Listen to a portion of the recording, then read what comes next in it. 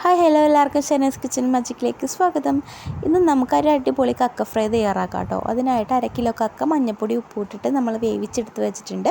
ഒരു കുടം വെളുത്തുള്ളി ചെറുതായിട്ട് അരിഞ്ഞ് വെച്ചിട്ടുണ്ട്. കുറച്ച് തേങ്ങാക്കൊത്ത്, 3 പച്ചമുളക്, ചെറിയ കഷ്ണം ഇഞ്ചി ചെറുതായിട്ട് അരിഞ്ഞ് വെച്ചിട്ടുണ്ട്. 2 സവാള അരിഞ്ഞ് വെച്ചിട്ടുണ്ട്. 2 വറ്റൽമുളക്, വേപ്പില ഉണ്ടെങ്കിൽ അതും കൂടി എടുക്കാം.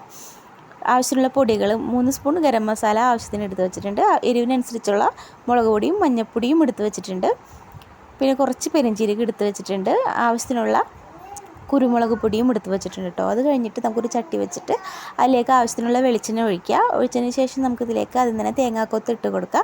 തേങ്ങാക്കൊത്ത് നിന്ന് മിക്സ് ചെയ്തതിന് ശേഷം വെളിച്ചെണ്ണയിലൊന്ന് ചെറുതായിട്ടൊന്ന് ഇളക്കി കൊടുക്കുക. അത് കഴിഞ്ഞിട്ട് നമുക്കിതിലേക്ക് വെളുത്തുള്ളി ഇട്ട് കൊടുക്കുക. അതിന് ശേഷം പച്ചമുളകും ഇഞ്ചി ഇട്ട് കൊടുക്കുക. അത് കഴിഞ്ഞിട്ട് നമുക്കിതിലേക്ക് വറ്റൽമുളക് ഇട്ട് കൊടുക്കുക. അത് കഴിഞ്ഞിട്ടാണ് നമ്മൾ സവാള ഇട്ട് കൊടുക്കുന്നത് കേട്ടോ. സവാളയും ഇട്ട് കൊടുത്ത് നന്നായിട്ടൊന്ന് വഴറ്റുക. ആവശ്യത്തിനുള്ള ഉപ്പും കൂടി ഇട്ട് കൊടുത്ത് നന്നായിട്ടൊന്ന് വഴറ്റിയെടുക്കുക കേട്ടോ.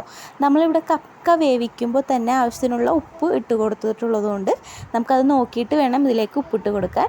അതിനുശേഷം നന്നായിട്ടൊന്ന് വഴറ്റി ചെറുതായിട്ടൊന്ന് റെഡ് കളർ ആവുന്നത് വരെ നന്നായിട്ടൊന്ന് വഴറ്റിയെടുക്കുക കേട്ടോ.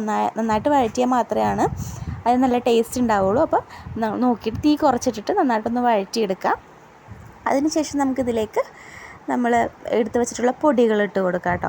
ഗരം മസാല, മുളക് പൊടി, മഞ്ഞൾപ്പൊടി, പെരുംജീരകം ഒക്കെ ഇട്ട് കൊടുത്ത് നന്നായിട്ടൊന്ന് മിക്സ് ചെയ്യുക. അതും ഇട്ട് നന്നായിട്ടൊന്ന് വഴറ്റുക. തീ കുറച്ചിട്ടിട്ട് നന്നായിട്ടൊന്ന് വഴറ്റിയതിന് ശേഷം നമുക്കിതിലേക്ക് വേവിച്ച് വെച്ചിട്ടുള്ള കക്കയും കൂടി ഇട്ട് കൊടുക്കാം.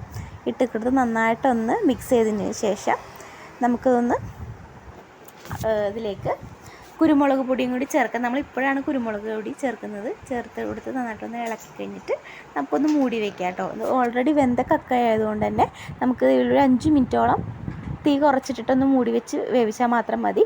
അത് കഴിഞ്ഞിട്ട് നമുക്ക് മൂടി എടുത്ത് മാറ്റിയിട്ട് നന്നായിട്ട് ഇളക്കി കൊടുക്കാം കേട്ടോ. നന്നായിട്ട് വീണ്ടും നമ്മളൊരു 5 മിനിറ്റ് നേരം തന്നെ തീ കുറച്ചിട്ട് നന്നായിട്ടൊന്ന് വരട്ടിയെടുക്കുക. അതിൻ്റെ വെള്ളമൊക്കെ അങ്ങോട്ട് പോയി നല്ല അടിപൊളിയായിട്ട് നല്ല കക്ക ഫ്രൈ ആയിട്ട് നമുക്ക് കിട്ടും. ഇത്രയേ ഉള്ളൂ. നല്ല ടേസ്റ്റായിട്ട് നമുക്ക് കഴിക്കാം കേട്ടോ. എല്ലാവരും ഇതുപോലെ ഒന്ന് ചെയ്ത് നോക്കൂ. സൂപ്പർ ടേസ്റ്റാണ്. അപ്പോൾ ഈ വീഡിയോ നിങ്ങൾക്ക് എല്ലാവർക്കും ഇഷ്ടമാവുകയാണെങ്കിൽ നമ്മുടെ ചാനൽ ഒന്ന് സബ്സ്ക്രൈബ് ചെയ്ത് ലൈക്ക് ചെയ്ത് ഷെയർ ചെയ്ത് സപ്പോർട്ട് ചെയ്തേക്കണം. മറ്റൊരു വീഡിയോ ആയിട്ട് പിന്നീട് കാണാം.